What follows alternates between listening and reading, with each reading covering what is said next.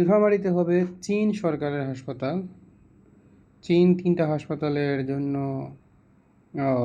প্রতিজ্ঞাবদ্ধ হয়েছে যে বর্তমান বাংলাদেশের যে চিকিৎসার সমস্যা বাড়তে যাওয়া যাচ্ছে না, তাতে তারা হাসপাতাল বানানোর জন্য বলেছিল।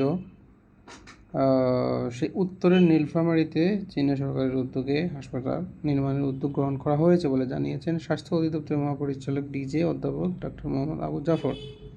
শনিবার 19 এপ্রিল সকালে Sylhet MAG Osmani medical college ও হাসপাতালের চিকিৎসক কর্মচারীদের মোতায়েন সহায়তা নিয়ে তথ্য জানান।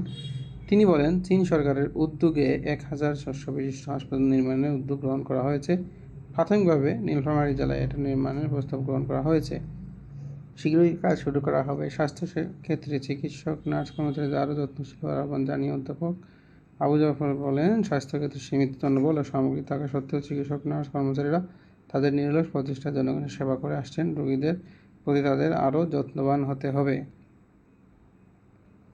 এই নিউজে অনেকেই কমেন্টস করছে, হয় এটা সঠিক, ওকে বলছে না এটা ঢাকায় হলে ভালো হইতো, সারা দেশের লোকজন আসতে পারতো। বাস, ট্রেন এবং এয়ার বিমান যোগাযোগ ঢাকার সাথেই ভালো।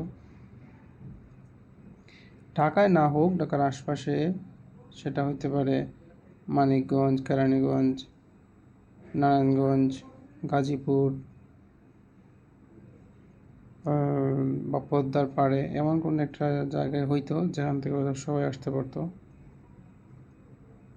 পদ্মার পাড়ে, আমার মতে পদ্মার পাড়ে হইলে নৌ যোগাযোগ এবং পদ্মা সেতুর পাশে হলে সেটা নৌ যোগাযোগ এবং বাস যোগাযোগের জন্য ভালো হইতো। যাই হোক, সেটা হয়তো সরকার কি চিন্তা করে করছে, সেটা হয়তো ভালোর জন্যই করছে।